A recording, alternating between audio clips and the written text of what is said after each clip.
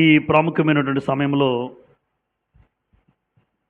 చింత అన్న ఆలోచనతో లేదా చింత మీద చింతించుట గురించి గ్రంథములో ఏమైనా రాయబడి ఉన్నాయా? లేదా చాలామంది మన జీవితంలో కొన్ని పరిస్థితుల్లో చింతిస్తూ ఉన్న పరిస్థితులు కూడా అందరికీ ఉంటాయి. చింత అనగానే అక్కడ నేను ఒక 2, 3 అర్థాలు రాశాను. చింతించడం మంచిదంటారా? చింతించకూడదంటారా? మీ అభిప్రాయం తెలుసుకుందామని. చింతించాలా? చింతించకూడదా? చింతించాలంటే ఒక బాధ, చింతించకూడదంటే ఒక బాధ. వాస్తవానికి పరిశుద్ధ గ్రంథములో ఎంత అద్భుతంగా రాశాడంటే, మనం ఎప్పుడు నాకు తెలిసి ఒక కోణంలో ఉంటాం. ఏంటా కోణం అంటే నేను అనుకోవడం, చింతించకూడదు, క్రైస్తవులు చింతించకూడదు. ఈ భావన నాకు తెలిసి దాదాపుగా అందరిలో ఉంటుంది. కానీ చింత కూడా ఉండాలి, చింతించాలి అంటే 2 రకాల అర్థాలతో బైబిల్ గ్రంథం రాయబడింది. కానీ ఎక్కువ సమయం దేనికోసం చింతపడకూడదు, చింతించకూడదు అని ఆలోచించినా బైబిల్ గ్రంథంలో దేవుడు ఏం రాయించాడంటే, చింత అనేది ఆ గ్రంథములో ఆయన ఉపయోగించే భాషలో 2, 3 అర్థాలతో రాయబడింది. ఇప్పుడు 2 కోణాలు రాశాను ఇక్కడ. ఈ 2 కోణాలు జాగ్రత్తగా విందాం. 2 కోణాలు ఏంటంటే, మొట్టమొదటి కోణంలో చింత అనగానే దాని అర్థం ఏంటంటే ఆందోళన, దిగులు, విచారము, కలత, కలవరము, వ్యాకులత అంటే ఆ పై అర్థాలన్నీ కూడా చింత గురించే. అంటే అక్కడ ఏమర్థమవుతుంది? చింత అనగానే ఒక బాధ, ఒక వేదన, ఒక ఆందోళన, ఒక దిగులు, కృంగిపోవడం, కృషించిపోవడం, ఇది చింత. అయితే చింతకున్న మరో అర్థం ఉంది. ఏంటా చింతకున్న అర్థం ఏంటంటే, 2వ కోణం చూస్తే చూడండి, శ్రద్ధ, బాధ్యత, జాగ్రత్త, లక్ష్య పెట్టుట, ఆరాటం కలిగి ఉండడం, ఆతృత కలిగి ఉండడం. చూడండి 2 ఎంత వేరువేరుగా ఉన్నాయి. ఒకటేమో బాధకి సంబంధించింది, వింటున్నారా? ఒకటేమో బాధకి సంబంధించింది కనబడుతుంది, ఒకటేమో బాధ్యతకి సంబంధించింది కనబడుతుంది. అంటే క్రైస్తవ జీవితంలో దేవుడు 66 పుస్తకాల ఈ గ్రంథములో నేను మీతో చెప్పినదేమనగా, నేను అంటే ఎవరు? యేసుప్రభు వారు నేను మీతో చెప్పినదేమనగా, ఏమి తిందుమో ఏమి త్రాగుదుమో అని మీ ప్రాణమును గూర్చి అయినను, ఏమి ధరించుకుందుమో అని మీ దేహమును గూర్చి అయినను చింతింపకుడి అన్నాడు. అంటే ఇక్కడ స్వయంగా యేసుప్రభు వారు ఏమంటున్నారంటే, మీరు మీ ప్రాణం గురించి, మీరు ఏ బట్టలు వేసుకుంటారో, ఏ దుస్తులు వేసుకుంటామో, ఏ వస్త్రాలు వేసుకుంటామో అని బట్టల కోసం కొంతమంది బట్టల కోసం గొడవ పెట్టే పిల్లలు చూసారా మీరు ఎప్పుడైనా? అవి వేసుకుంటేనే మేము బయటికి వెళ్తాం అంటాడు. అవి వేసుకుంటేనే, లేదా అలాంటిది కొంటేనే నేను ఇంటికి వస్తాను, లేదంటే షాపులో ఉండిపోతాను అంటాడు. ఉండిపో షాపులోనే, అలాగే చెప్పాలి. అవి కొంటేనే వస్తానంటాడు, అవి వేసుకుంటేనే బయటికి వెళ్తామంటారు కొంతమంది పిల్లలు. చిన్నపిల్లలు అంటే పర్వాలేదు, ఎదిగిన పిల్లలు అన్నారంటే నవ్వాలి. ఎదిగిన పిల్లలు అలా అనకూడదు. తల్లిదండ్రులు వాళ్ళ కష్టాలు తెలుసు, వాళ్ళ బాధలు తెలిసి ఆ బట్టలు అయితేనే వేసుకుంటాను అనకూడదు. చిన్నపిల్లడు ఏదో మారం చేశాడంటే తెలియక మాట్లాడుండొచ్చు. కానీ ఇక్కడ దేవుడు అసలు దాని గురించి మీరు పట్టించుకోవద్దు అన్నాడు. చూసారా? ఏమి ధరించుకుందుమో దాని గురించి మీరు చింతింపకుడి అన్నాడు. అంటే తినడం గురించి కానీ, త్రాగడం గురించి కానీ, ధరించుకునే వాటి గురించి కానీ, పైగా 2 విషయాలు చెప్పాడు ఇక్కడ. ప్రాణమును గురించి, ఇంకోటి ఏంటి? దేహమును గురించి. అంటే నీ ప్రాణం గురించి, నీ దేహం గురించి, నువ్వేం ధరించుకుంటావు వాటి కోసం ఎప్పుడు క్రైస్తవుడికి ఏమండకూడదమ్మా? చింతింపకుడి అన్నాడు. ఇది 100కి 100 మనం పాటించాలి. ఎందుకంటే ఈ మాట చెప్పింది స్వయంగా యేసుక్రీస్తు. నువ్వేం తింటావు, రేపు ఏంటి, ఎల్లుండి ఏం తినాలి, తిండి కోసం ఎప్పుడు ఆలోచించొద్దు. ఆ పూటకి ఏది ఇస్తున్నాడో చాలు, ఆ పూటకి ఏది పెడతాడో అది చాలు. పలానాది కావాలని ఎప్పుడు గొడవ పెట్టకండి ఇంట్లో తల్లిదండ్రుల దగ్గర. నాకు ఇది ఉంటేనే తింటాను, అది ఉంటేనే తింటాను కాదు. ఇది దేవుడు, అది కూడా లేని వాళ్ళు ఎంతమంది ఉన్నారో. ఈరోజు ఈ అన్నమే ఇచ్చాడు, ఉట్టి అన్నమే, కూర కూడా లేదు నాకు, ఇదే ఇచ్చాడు దేవుడు, చాలు. అంటే తిండి విషయంలో మీరు చింతించద్దు, బాధపడద్దు అన్నాడు. మీ ప్రాణం గురించి కూడా లెక్క చెయ్యొద్దు అన్నాడు. ఇప్పుడు దీని గురించి 6:34లో 6:31లో చూడండి. కాబట్టి ఏమి తిందుమో ఏమి త్రాగుదుమో ఏమి ధరించుకుందుమో అని మళ్ళా ఏం చెప్పాడు 34లో 25లో చెప్పిన తర్వాత చింతింపకుడి. తర్వాత కంటిన్యూ చేయండి. అన్య జనులు వీటన్నిటి విషయమై, అంటే ఇప్పుడు అమ్మ ఇలా ఆలోచించే వాళ్ళు ఎవరు? అంటే ఏం తినాలి, ఏం త్రాగాలి, ఏ బట్టలు వేసుకోవాలి అని ఇలా ఆలోచించే వాళ్ళు ఎవరు? మరి ఇప్పుడు క్రైస్తవులు కూడా అలా ఆలోచిస్తే మనం క్రైస్తవులమా అన్యులమా అన్నది ప్రశ్న. యేసుప్రభు చెప్పాడు కాబట్టి నేను కూడా నా బ్రతుకులో ఏం తినాలి, ఏం త్రాగాలి, ఏం ధరించుకోవాలి అని ఆలోచించకూడదు. ఏది ఉంటే అది వేసుకొచ్చేస్తాం అంతే. ఏది ఉంటే అది వేసుకుంటాం మనకున్న బట్టల్లో శుభ్రంగా. పలానాదే ఉండాలని, పలానాది వేసుకుని బయటికి వెళ్ళాలి, అది వేసుకోకపోతే నన్ను ఎవరో చూడరు అన్న భావన కాకూడదు.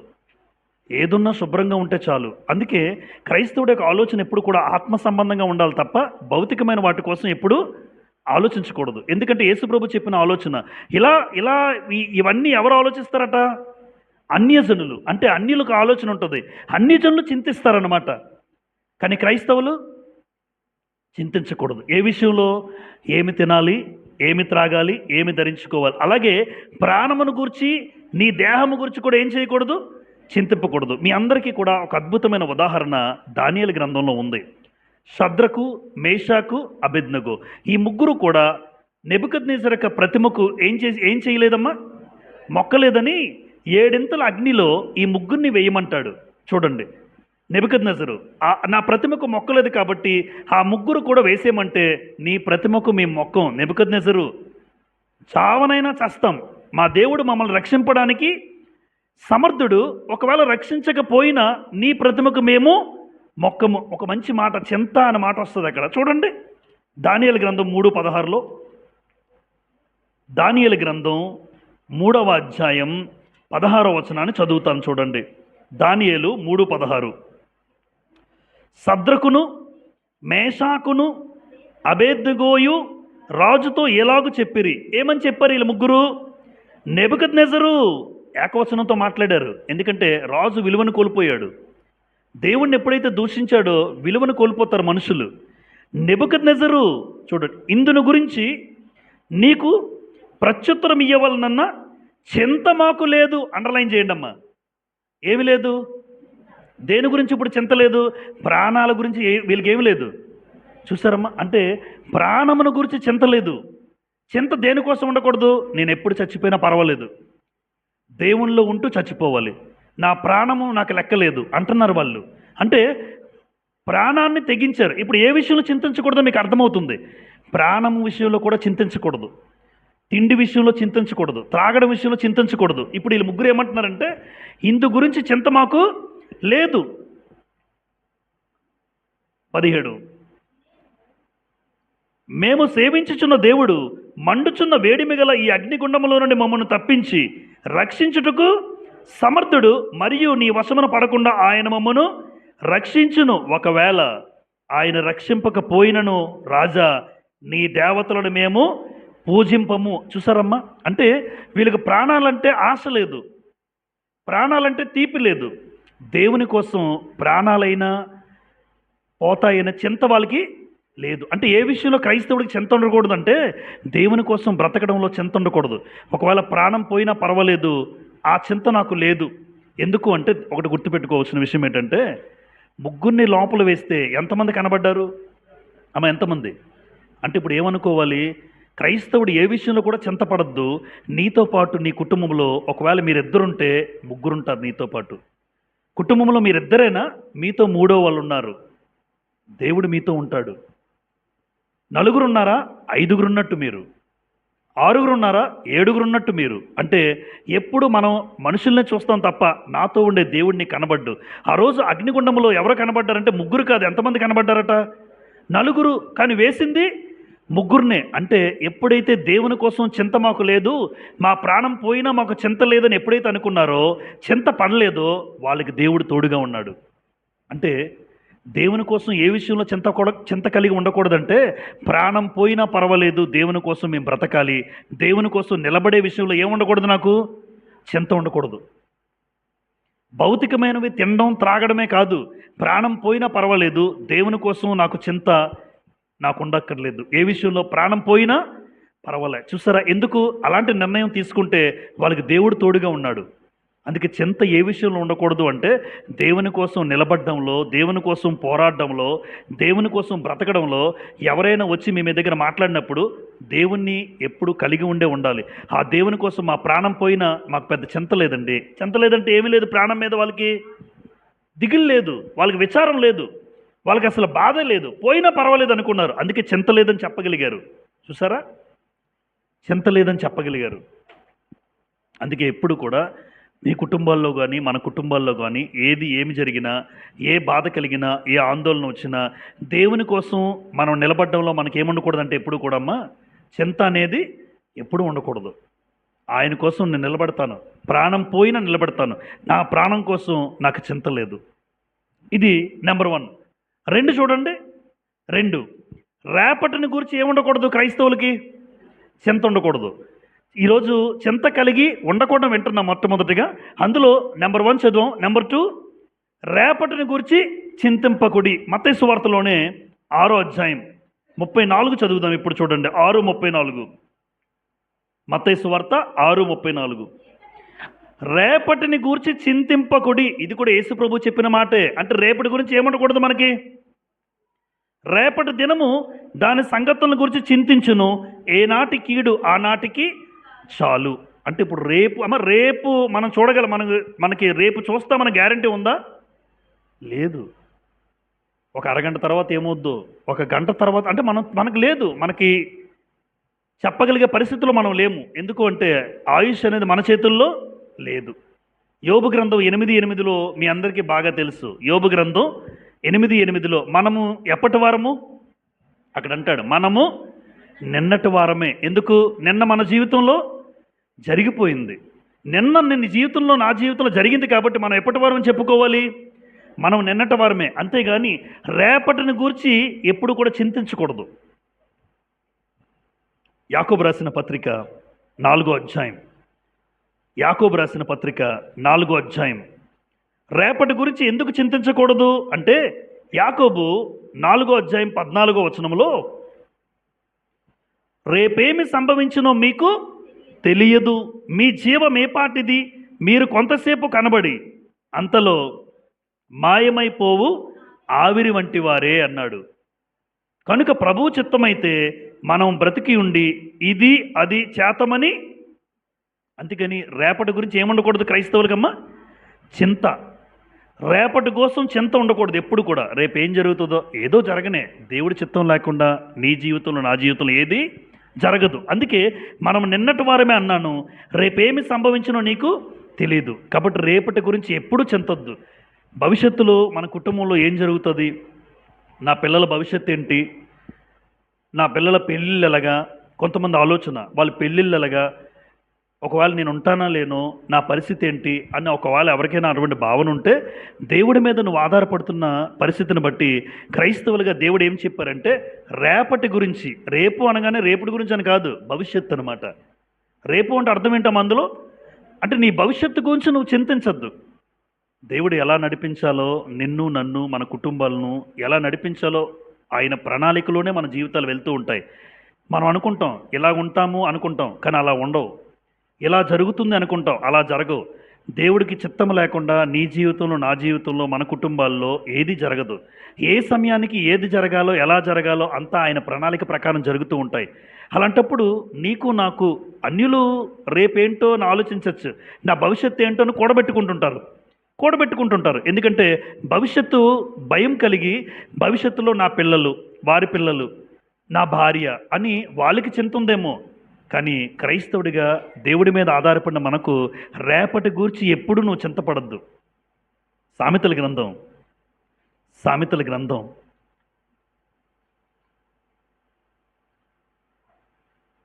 27వ అధ్యాయం. సామెతల గ్రంథం 27వ అధ్యాయం మొదటి వచనం చూడండి. రేపటి దినమును గూర్చి అతిశయ పడకుము, ఏ దినమున ఏది సంభవించునో అది నీకు నాకు తెలియదు. ఎవరికి తెలుసు? ఎందుకు? మన భవిష్యత్తు ఎరిగిన వాడు దేవుడు. అలాంటి భవిష్యత్తు ఎరిగిన దేవుడి చేతిలో మన జీవితాలు ఉన్నాయి, మనందరి జీవితాలు ఉన్నాయి. కాబట్టి నా జీవితాన్ని ఆయన చేతికి అప్పగించుకుంటే భవిష్యత్తు ఎరిగిన వాడు నా భవిష్యత్తును చక్కదిద్దుతాడు.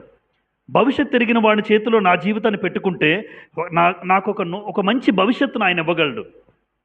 నా భవిష్యత్తు ఎలా ఉంటుందో నాకు తెలియదు, మీ భవిష్యత్తు ఎలా ఉంటుందో మీకు తెలియదు. కానీ భవిష్యత్తు ఇచ్చే దేవుడి చేతిలో నా భవిష్యత్తును అప్పగించుకుంటే నీ భవిష్యత్తును చక్కగా తీర్చిదిద్దుతాడు. అందుకోసం ఏ దినమున ఏది సంభవిస్తుందో మనకు తెలియదు కనుక రేపటి దినము గురించి ఎప్పుడు నువ్వు క్రైస్తవుడిగా చింతించద్దు. ఆయనకు నీ జీవితాన్ని నువ్వు అప్పగించుకుంటే భవిష్యత్తులో ఏం జరగాలో, ఎలా ఉంటే నీకు బాగుంటుందో సమస్తము సమకూర్చి దేవుడు జరిగిస్తాడు మన జీవితంలో. ఇది 2. నెంబర్ 3, క్రైస్తవులు ఏ విషయంలో చింతించకూడదో చెప్తున్నాను. లోక సంబంధమైన వాటి గురించి చింతింపకుడి. కొరింథీయులకు రాసిన మొదటి పత్రిక 7వ అధ్యాయం. కొరింథీయులకు రాసిన మొదటి పత్రిక 7వ అధ్యాయం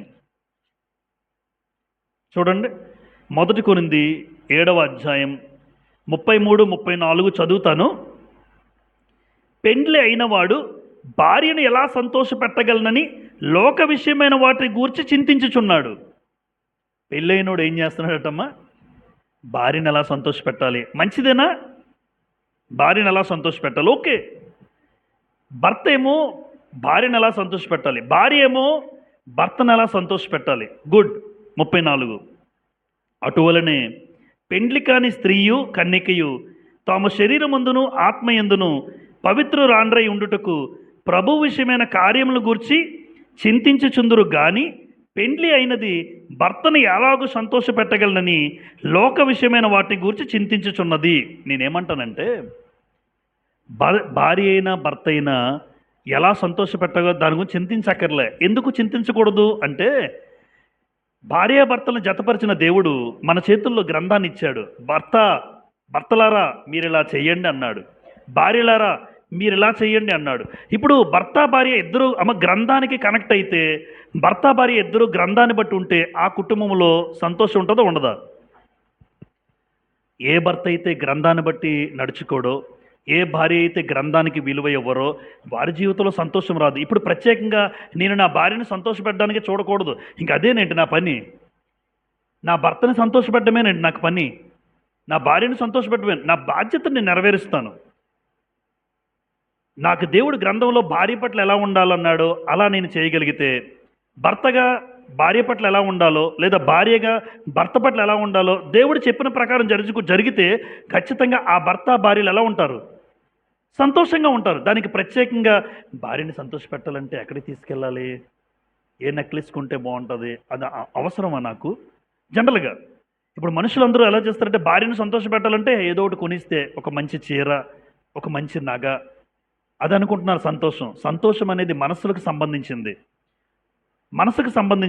ఒకవేళ నువ్వు ఏదైనా కొనిచ్చినా ఆ సమయానికి ఒకవేళ నవ్వుతుందేమో, కానీ మనస్సు దేవుని గ్రంథం ప్రకారం ఏ భర్త అయితే నడుచుకుంటాడో, దేవుని గ్రంథం ప్రకారం ఏ భార్య అయితే నడుచుకుంటుందో దేవుడు చెప్పిన మాటలు బట్టి ఆ భార్యాభర్తలు ఎప్పుడూ సంతోషంగానే ఉంటారు. అయితే ఇప్పుడు నేను ఇక్కడ రాయబడిన మాట, లోక సంబంధమైన వాటి గురించి క్రైస్తవుడు ఏమవ్వకూడదు అంటే కేవలం భార్యను సంతోషపెట్టడానికే, కేవలం భర్తను సంతోషపెట్టడానికే కాదు. ఇక్కడ ఆ చింత వద్దు.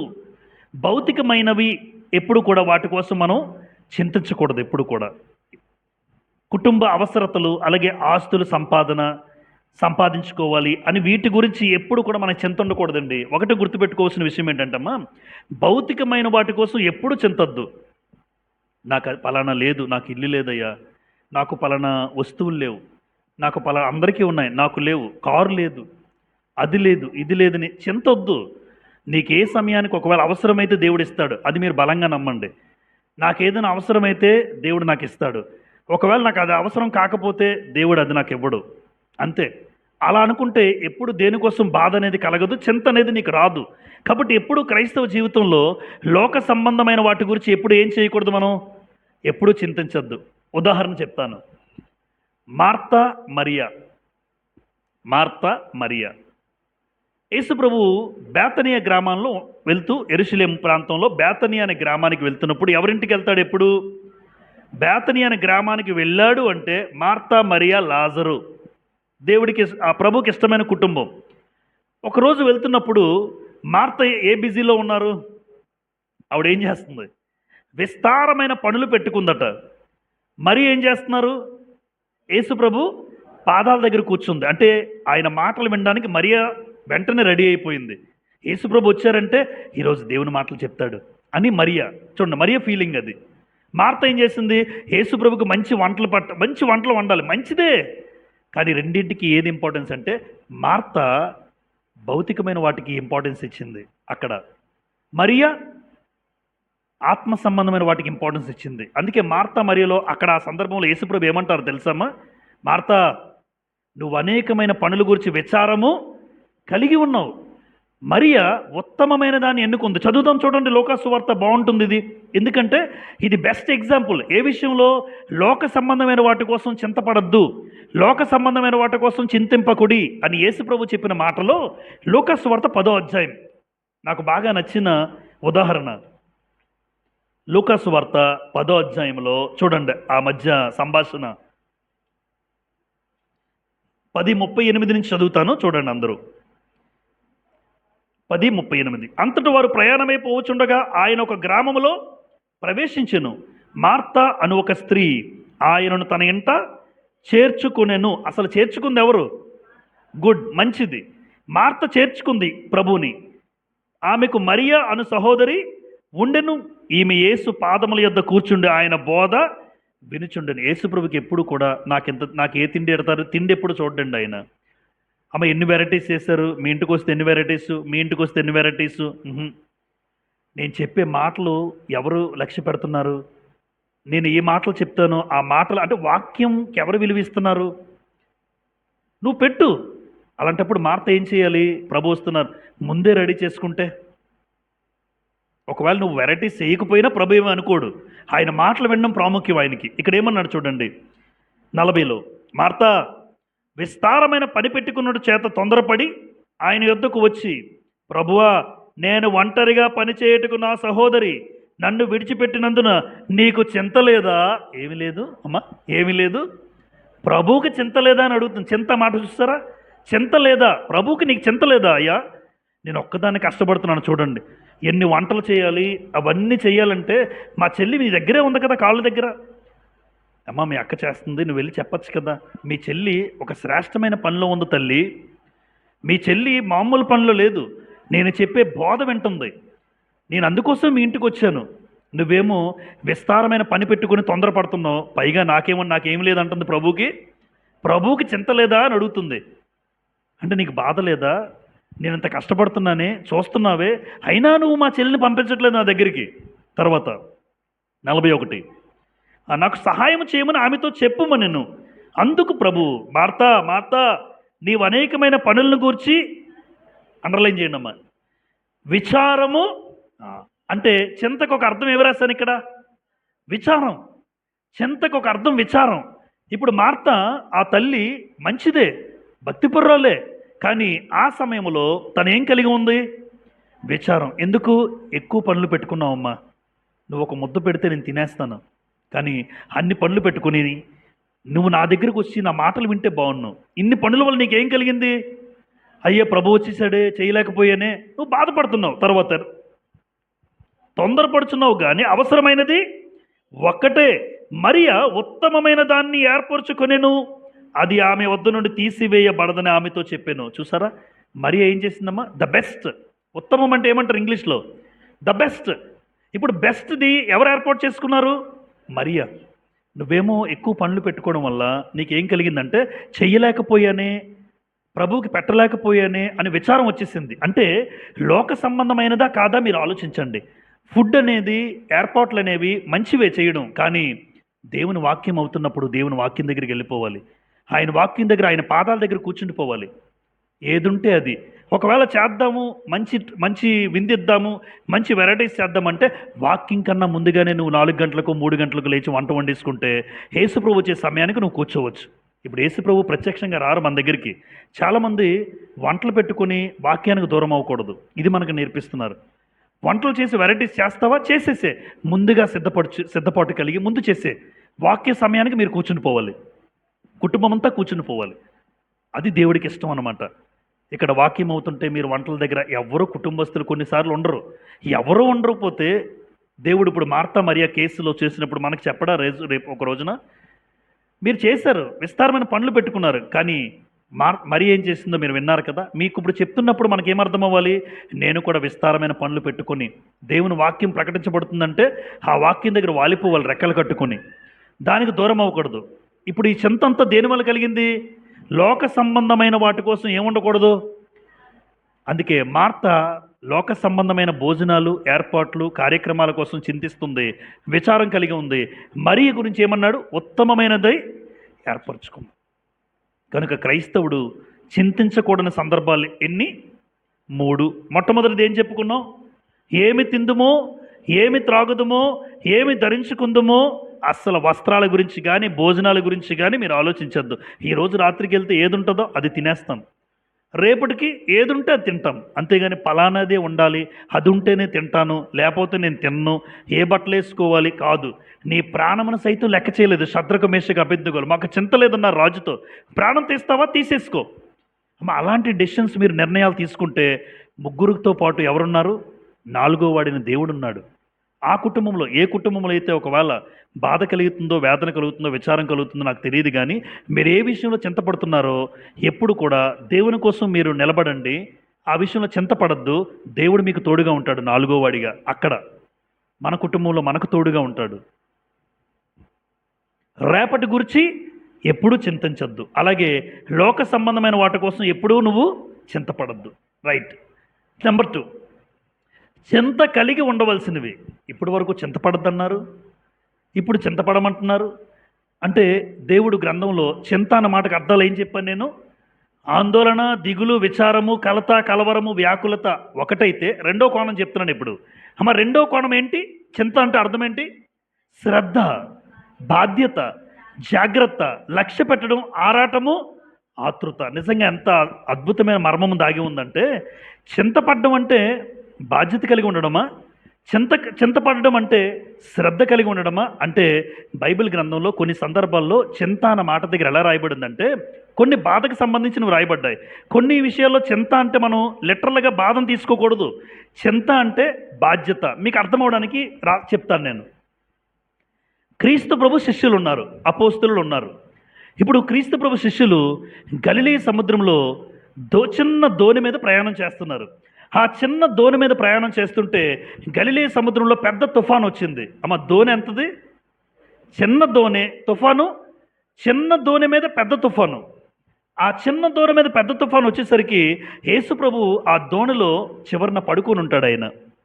ఆయన పడుకుంటే, ప్రభువా మా ప్రాణాలు పోతున్నాయి, తుఫాను వచ్చేసింది, చాలా పెద్ద తుఫాను, దోణి అటు ఇటు కదిలిపోతుంది, మా గురించి నీకు. అక్కడ ఏమడుగుతారు? శిష్యులు ఏమడిగారు? గుర్తుపెట్టుకోండి, మీరు చూడండి, జాగ్రత్త వినండి.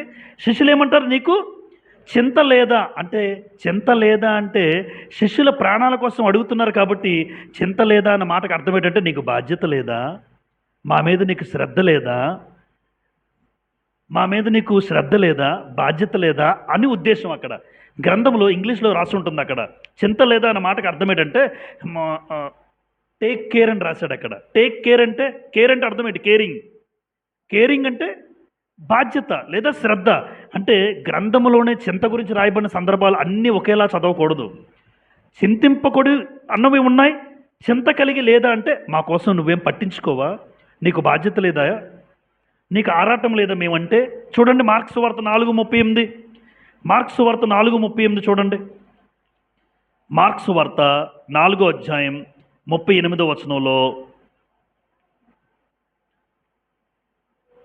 మార్క్స్ వార్త 4:38లో, ఆయన దోణి అమరమున తలగడ మీద తలవాల్చుకుని నిద్రించుచుండెను. వారు ఆయనను లేపి, బోధకుడా మేము నశించిపోచున్నాము, నీకు ఏమడిగారు? చింత లేదా అని ఆయనతో అనిరి. చూసారమ్మా, మేము చనిపోతున్నాం, నశించిపోతున్నాం, పెద్ద తుఫాను వచ్చేసింది, దోణిని కొడుతుంది, నువ్వేమో హ్యాపీగా పడుకున్నావు, నీకేమి లేదా? ఆ మాట దగ్గర ఏమని రాస్తుందంటే, మమ్మల్ని పట్టించుకోవా అని అర్థం. చూసారా, చింతలోనే రెండో కోణం. అంటే నీకు చింత లేదా అంటే, నీకు బాధ్యత లేదా అయ్యా, మా మీద మీకు శ్రద్ధ లేదా, మా ప్రాణాల మీద మీకు శ్రద్ధ లేదా, నీకు మా జీవితాల మీద నీకు జాగ్రత్త లేదా అని అడగడం. గమనించారమ్మా? అందరు గమనిస్తున్నారు అనుకుంటున్నాను. అందుకే చింత అనగానే రెండో కోణంలో మా మీద నీకు చింత లేదా అంటే మా ప్రాణాలు పోతున్నాయి, ఈ తుఫాన్ వస్తుంది, ఏం చేయాలో తెలియడం లేదు, నీకు మా మీద శ్రద్ధ లేదా అని అడిగినట్టు అడిగారు వాళ్ళు. నిజంగా యేసుప్రభుకి శిష్యుల మీద శ్రద్ధ లేదా అంటే వాళ్ళు అలా అనుకుంటున్నారు. నిజంగా అమ్మ యేసుప్రభు శిష్యులే కాదు, ఈరోజు మనందరి మీద కూడా ఏముంది చెప్పమంటారా ప్రభువుకి? అమ్మ ఏముంది? శ్రద్ధ ఉంది. చూడండి పేతురు రాసిన మొదటి పత్రిక, పేతురు రాసిన మొదటి పత్రిక, పేతురు రాసిన మొదటి పత్రిక 5వ అధ్యాయం, పేతురు రాసిన మొదటి పత్రిక 5వ అధ్యాయం 7వ వచనం చూస్తూ చదవగలరు. చూడండి, ఆయన మిమ్మును గూర్చి చింతించుచున్నాడు గనుక మీ చింత యావత్తు ఆయన మీద వెయ్యుడి. ఎంత మంచి మాట. ఇప్పుడు యేసుప్రభు శిష్యులు ఏమన్నారు? అయ్యా మేము నశించిపోతున్నాం, నీకు చింత లేదా అన్నారు. నీకు చింత లేదా అన్నవారిలో అప్పుడు ఎవరుండుంటారు? శిష్యుల్లో ఒకరైనా పేతురు ఉంటాడమ్మా. కానీ అదే పేతురు తన పేతురు పత్రికలో రాస్తున్నాడు, చింత లేదా అని అడిగాము. వాస్తవానికి ప్రభువుకి ఏముంది? అందుకే ఆయన మిమ్మును గూర్చి చింతించుచున్నాడు. ఫుట్ నోట్లో చూడండి, చింతించుచున్నాడుకి అర్థం ఏమిచ్చాడు అంటే అర్థం ఏంటమ్మా? ఇప్పుడు చింత అంటే మీకు అర్థమవుతుంది అనుకుంటున్నాను. చింత అంటే లక్ష్య పెడుతున్నాడు, బాధ్యత కలిగి ఉన్నాడు, మన మీద శ్రద్ధ కలిగి ఉన్నాడు. అంటే చింత అనే మాటలో పాఠంలో సారాంశం ఏంటంటే చాలామంది చింత కలిగి ఉండకూడనవే చెప్తాం అనుకుంటున్నారు. కాదు కాదు, చింత కలిగి ఉండకూడనివే ఉన్నాయి, వేటి విషయంలో చింత కలిగి కూడా ఉండాలి. ప్రభు మనందరి కోసం ఏం చేస్తున్నాడట? ఆయన మిమ్మును గురించి చింతించుచున్నాడు, మీ చింత యావత్తు నా మీద వెయ్యండి అన్నాడు. అందుకే దేవుడు నా బాధ దేవుడికి తెలియదా? నా శ్రమ దేవుడికి తెలియదా? నీ బాధ, నీ శ్రమ, నీ వేదన, నీ ఏడుపు, నీ కన్నీళ్లు దేవుడికి తెలుసు. వాళ్ళు అడుగుతున్నారు అంతే ఆ సమయానికి. వాస్తవానికి యేసు ప్రభు ఉన్న దోణె మునిగిపోద్దా చెప్పండి? చిన్న దోణె పెద్ద తుఫాన్ అయినా ఆ దోణిలో ఎవరున్నారు? యేసు ప్రభు ఉన్నంతకాలం మీ దోణె తిరగబడదు, మీరు చనిపోరు.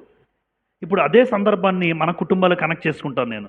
నిజంగా యేసు ప్రభువుని కలిగిన కుటుంబాలు మన దోణిలు అనుకోండి, మాదొక దోణె, మీదొక దోణె, మీ కుటుంబం ఒక దోణె అనుకోండి.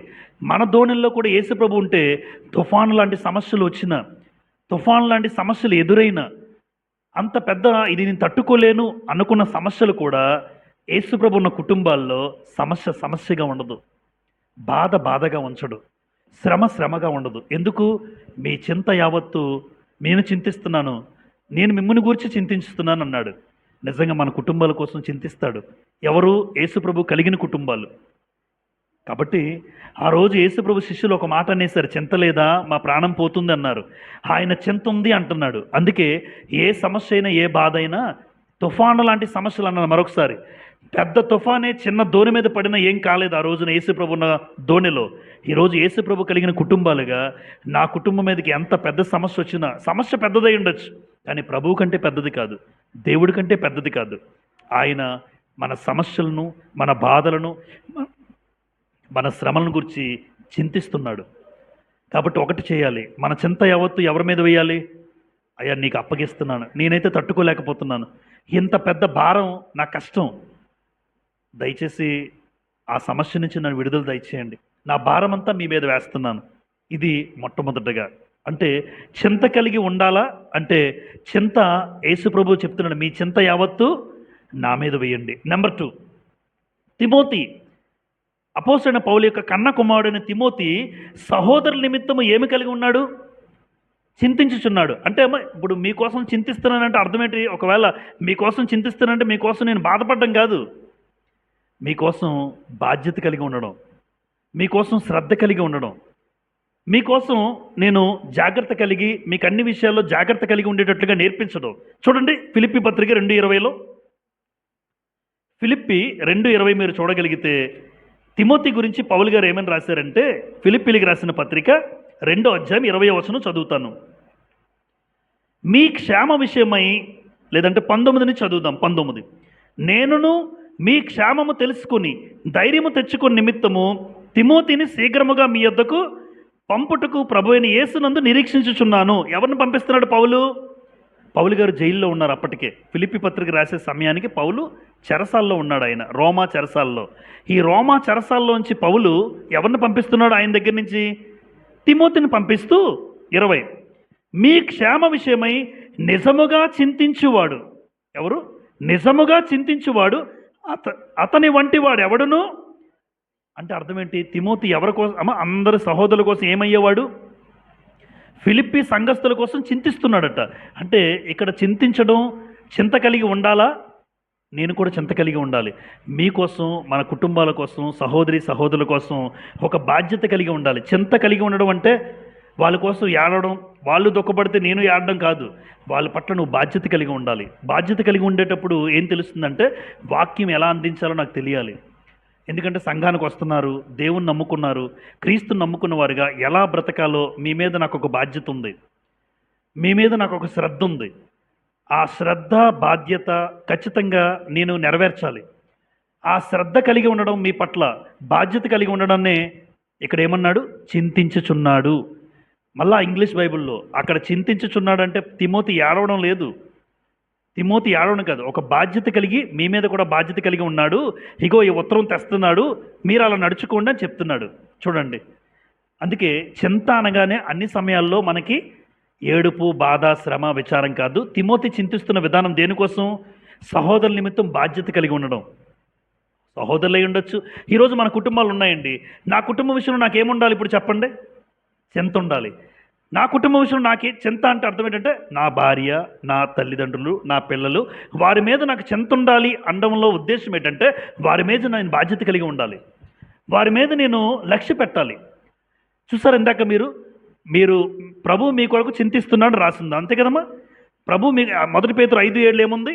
ఆయన మిమ్మల్ని గూర్చి చింతించుచున్నాడు. అక్కడ ఏమని రాస్తుంది? లక్ష్య పెడుతున్నాడు. అంటే యేసు ప్రభు మీ చింతనలు తెలుసుకుంటున్నాడు, మీ బాధలు తెలుసుకుంటున్నాడు, మీ మీద లక్ష్య పెట్టాడు. ఇప్పుడు తిమోతి చింతిస్తున్నాడు. లేదా ఇప్పుడు నేను ఒక తండ్రిగా నా బిడ్డల మీద చింత ఉండాలి. ఆ చింత నాకు బాధ్యత, నాకు శ్రద్ధ. నా పిల్లల మీద నాకు శ్రద్ధ కలిగి ఉండడం, చింత కలిగి ఉండడం. నా బిడ్డల మీద నేను లక్ష్య పెట్టడం, చింత కలిగి ఉండడం. నా బిడ్డల మీద నేను బాధ్యత, జాగ్రత్త కలిగి ఉండడం, చింత కలిగి ఉండడం. చూసారా? అంటే 2 కోణాల్లో చింత కలిగి ఉండనివి చెప్పాడు. చింత అనగానే ఒకే సందర్భంలో బాధలు, విచారాలను ఆలోచించకుండా చింత అనేది బాధ్యతలాగా, శ్రద్ధలా కూడా మాట్లాడాడు గ్రంథంలో. ఇంకోటి చెప్తాను. ఇంకొకటి నెంబర్ 3 చివరిగా అపోస్తలుడైన పౌలు, ఆయనకు ఒక చింత ఉందట. ఇంతకీ పౌలు గారికి కూడా చూసారా? మరి ఇప్పుడు గ్రంథంలో మీరు చాలాసార్లు విన్నప్పుడు చింతించకూడదు అన్నారు తప్ప చింత ఉండడం ఏంటి అనిపిస్తుంది. పౌలు గారికి కూడా ఒక చింత ఉంది. ఆయనకు ఉన్నటువంటి చింత గ్రంథంలో చదువుకుందాం. 2 కొరింథీ పత్రిక, కొరింథీయులకు రాసిన 2వ పత్రిక 11వ అధ్యాయం చూడండి. 2 కొరింథీ 11వ అధ్యాయం 28వ వచనం చదువుతాను. ఇవియును గాక సంఘములన్నిటి గూర్చిన చింతయు ఎవరికి? సంఘము గురించి ఎవరికి చింత ఉంది? పౌలు గారికి. మీరు బాగా ఆలోచించండి అమ్మ. కొరింథీ పత్రిక 2 కొరింథీ 11వ అధ్యాయం అంతా కూడా పౌలు గారు పడిన శ్రమలు కనబడతాయి. మీరు సుమారుగా 2 కొరింథీ 11వ అధ్యాయం 22 నుంచి, మీరు 22 నుంచి తర్వాత చూడండి. 2 కొరింథీ 11, 22 నుంచి 33 వరకు యేసు పౌలు గారు పడిన శ్రమలు ఆయన చెప్తుంటే కొన్ని మాటలు, ఒక మాట చూడండి, ఒక మాట చదువుదాం. లేదంటే 25 నుంచి త్వరగా చదివేస్తాను. ముమ్మారు బెత్తములతో కొట్టబడి తిని, ఒకసారి రాళ్లతో కొట్టబడి తిని, ముమ్మారు ఓడ పగిలి శ్రమపడి తిని, ఒక రాత్రింపగళ్ళు సముద్రములో గడిపి తిని, అనేక పర్యాయములు ప్రయాణాల్లో నదుల వలనైన ఆపదలు, దొంగల వలనైన ఆపదలు, నా స్వజనులు అంటే సొంత వాళ్ళే, నా నమ్ముకున్న వాళ్ళే ఆపదలు, అన్యజనుల వల్ల ఆపదలు, పట్టణములో ఆపదలు, అరణ్యములో ఆపదలు, సముద్రములో ఆపదలు, కపట సహోదరులు ఆపదలు. 27 ప్రయాసముతోను, కష్టములతోనూ, తరచుగా జాగరణములతోనూ, ఆకలి దప్పులతోనూ, పాప ఆకలి తప్పులతో ఉన్నాడండి. తరచుగా ఉపవాసాలతోనూ, చలితోనూ, దిగంబరత్వముతోనూ, సరిగ్గా ఒంటి మీద కప్పుకోవడానికి ఏమీ లేవు. అలాంటి పరిస్థితులు. అంటే ఇవన్నీ ఎందుకు చెప్తున్నానంటే పౌలు గారికి ఉన్న చింత ఏంటో మనకు అర్థం అవ్వాలి. ఇప్పుడు చింత అంటే పౌలు గారికి బాధ, ఆయన కలిగిన ఆందోళన ఏంటి, దిగులేంటి, విచారం ఏంటి కాదు. పౌలు గారు చెప్పిన ఆ కోణం కాదు. ఇప్పుడు అక్కడ ఏమన్నాడు 28లో? ఇవిను గాక సంఘములన్నిటి గూర్చిన చింత నాకు కలదు. ఇప్పుడు సంఘముల మీద చింత అంటే మీరు ఏమర్థం చేసుకోవాలి? సంఘం పట్ల ఆయనకున్న బాధ్యత, సంఘం పట్ల ఆయనకున్న శ్రద్ధ. సంఘ కార్యక్రమాల పట్ల ఆయనకున్న ఆలోచన. ఇప్పుడు చూసారా, అంటే చింత అనేది రెండు కోణాల్లో మనకు అర్థమవ్వాలి. ఎప్పుడు చింత అంటే వేదన, దుఃఖము, ఆందోళన ఇదే మాట్లాడతాం కాదు. చింత నాకు సంఘం మీద ఉండాలి. ఎన్నో రోజులు బ్రదర్ తిరిగారు బ్యాంక్ క్వశ్చన్లో, కొన్ని వారాల్లో, నెలలు అంటారా, సంవత్సరాలు అంటారా, లేదా కొన్ని కార్యక్రమాలు ఎవరైనా మన సంఘంలో ఎవరు చేసినా, అది ఏ కార్యక్రమాలు చేసినా దేవుని కోసం సంఘం పట్ల చింత ఉండాలి. అంటే ఏ చింత అంటే సంఘం పట్ల నీకున్నటువంటి బాధ్యతను చూపిస్తుంది అది. అందుకే సంఘం పట్ల నిజంగా నీకు చింత ఉందా అంటే శ్రద్ధ ఉందా, బాధ్యత ఉందా, నిజంగా నువ్వు ఆరాటం కలిగి ఉన్నావా సంఘ కార్యక్రమాల పట్ల, ఆతృత కలిగి ఉన్నావా దేవుని కోసం ఏవైనా చేసే విషయంలో. ఇప్పుడు మీరు ఇవన్నీ తీసుకోండి, శ్రద్ధ, బాధ్యత, జాగ్రత్త, లక్ష్య పెట్టుట, ఆరాటం, ఆతృత, ఇప్పుడు ఇవన్నీ కూడా దేని విషయంలో ఉన్నాయి పౌలు గారికి? సంఘం విషయంలో ఆతృత, సంఘం విషయంలో ఆరాటం ఉన్నాయి. కాబట్టే ఎంతమంది కొట్టినా, ఎన్ని ఉపవాసాలైనా సుమారుగా 195 కొరడా దెబ్బలు తిన్నాడటమ్మా. ఒకటి తక్కువ 40 దెబ్బలు 5 సార్లు అట. ఒకటి తక్కువ 40 అంటే సుమారు ఎన్ని, 39ఏనా? 39 × 5 195 కొరడా దెబ్బలు తిన్నాడు లెక్క ప్రకారం. అదొకటేనా? ఎన్ని ఉన్నా ఆఖరికి ఏమంటున్నాడు, ఇన్ని బాధలు పడినా సంఘము గురించి నాకు చింత ఉంది అంటున్నాడు. అంటే ఆయన స్థాపించిన సంఘాలు చాలా ప్రాంతాల్లో ఉన్నాయి. ఫిలిప్పీ సంఘం, కొరింథీ సంఘం, తెస్సలోనిక సంఘం, ఇలా ఇన్ని సంఘాల పేర్లు ఎన్నో ఉన్నాయి. ఇలా ఇన్ని సంఘాల పట్ల ఆయనకి ఏముంది? చింత. అంటే అపోస్తలుడైన పౌలు తన చింతను ఎలా వెల్లడిపరుస్తున్నాడంటే, సంఘముల పట్ల నాకు చింత ఉంది. అది సంఘ కార్యక్రమాలు అంటారా, సంఘం క్షేమం కోసం నేను ఏదైనా చేయాలి, సంఘం అంతా బాగుండాలి, సంఘం ఎప్పుడు వేరైపోకూడదు, సంఘం విడిపోకూడదు, దానికోసం సంఘం మీద నాకేముండాలి? చింత ఉండాలి. ఆ చింత శ్రద్ధ కలిగి, బాధ్యత కలిగి నేను ఉండాలి. ఇప్పుడు చూడండి, ఇక్కడ రాసిన చివరిగా ముగించేస్తాను. చింత ఉండాలా, ఉండకూడదా అని అడిగాను. చింత ఉండాలా, ఉండకూడదా? రెండూనా? చింత ఉండాలా అంటే ఉండాలి. ఏ రకమైన చింత ఉండాలి? ఏ రకమైన చింత ఉండాలి? నీకు వచ్చిన బాధ విషయంలో దేవుని మీద వేసే భారం ఉండాలి. సహోదరుల కోసం ఒక బాధ్యతగా, అది కుటుంబమైనా సంఘమైనా, సహోదరుల నిమిత్తం నాకేముండాలి? ఒక బాధ్యత ఉండాలి. అలాగే సంఘం అంటే నాకేముండాలి?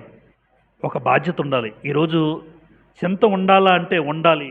ఉండకూడదా? ఉండకూడదు. ఏ విషయాల్లో ఉండకూడదు? ఏమి తిందుమో, ఏమి త్రాగుదుమో అని ఉండకూడదు. రేపటి గురించి చింత ఉండకూడదు.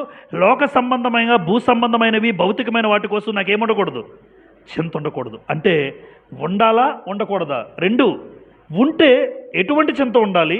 అసలు మనకు చింత ఉందా, ఏ చింత ఉంది అని రాశాను నేను ఇక్కడ. మీరు బాగా ఆలోచించండి. క్రైస్తవులుగా ఈరోజు మనం నేర్చుకోబోయే పాఠం ఏం నేర్చుకున్నాం? చింత. చింతలో రెండు కోణాలు.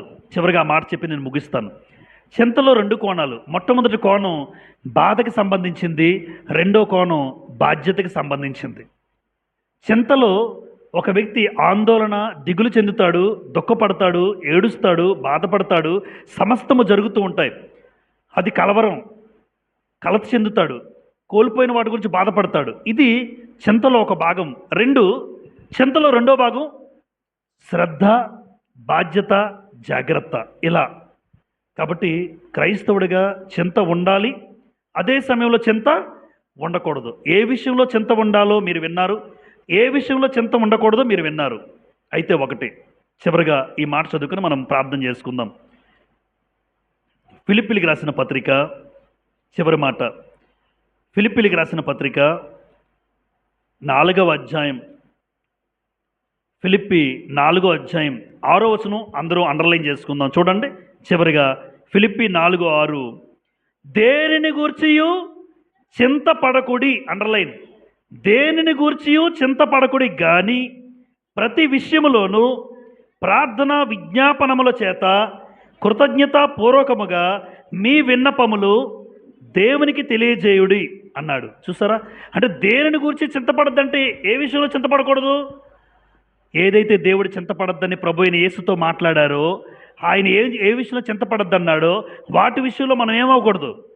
దేనిని గురించి చింతపడద్దు. ఇప్పుడు దేనికోసం చింతపడాలి అంటే మీ విషయంలో, ప్రతి విషయంలో కూడా ప్రార్థన విజ్ఞాపనముల చేత మీ విన్నపములు దేవునికి తెలియజేయండి. అంటే నిజంగా నేను సంఘం విషయంలో, సహోదరుల విషయంలో బాధ్యత కలిగి ఉండాలి. అలాగే చింత కలిగి ఉండకూడనివి ఉన్నాయి. కాబట్టి క్రైస్తవులుగా దేనిని గురించి మీరు చింతపడద్దు. లోక సంబంధమైన వాటి కోసం, రేపు ఏం జరుగుతుందో అని భవిష్యత్తు కోసం, ఏం తినాలి, ఏం త్రాగుదాలి, ఏ బట్టలు వేసుకోవాలి, వీటి కోసం అస్సలు చింతించద్దు. సంఘంకి ఏం చేయాలి, సంఘ కార్యక్రమాలు నేనేం చేయాలి, నా కుటుంబం, నా బిడ్డల కోసం వాళ్ళ బాధ్యతగా ఎలా పెంచాలి, దేవుల్లో వాళ్ళని ఎలా ఎలా వాళ్ళు నడిపించాలి, దానికోసం నీకు చింత ఉండాలి. మరలా చెప్తున్నాను, చింత అంటే ఒక తండ్రిగా నాకు చింత ఉందంటే అదేంటి, బాధ్యతకి సంబంధించింది, అది శ్రద్ధకి సంబంధించింది, బిడ్డల బాగోగుల కోసం సంబంధించింది. సంఘం కోసం నాకు చింత ఉందా? ఉంది. సంఘాన్ని బాగా నడిపించాలి. సంఘస్థులందరూ దేవుణ్ణి నమ్ముకోవడమే కాకుండా అలా వాక్యానుసారంగా నడవాలి. అందుకోసం ఏ వాక్యాన్ని వాళ్ళకి అందించాలి, ఏది అందిస్తే కుటుంబాలు కట్టబడతాయి, భార్యాభర్తలు కట్టబడతారు అన్న చింత నాకు ఉండాలి. సంఘం బాగుండాలి, భవిష్యత్తులో ఇంకా సంఘం ఎదగాలి అన్న చింత నాకు ఉండాలి. అంతేగాని ఏం తినాలి, ఏం త్రాగాలి, రేపేంటి, రేపు భవిష్యత్తు ఏంటి, భౌతికమైన వాటి కోసం ఎప్పుడూ చింతించకుండా ఆత్మ సంబంధమైన వాటి కోసం చింతిద్దాం.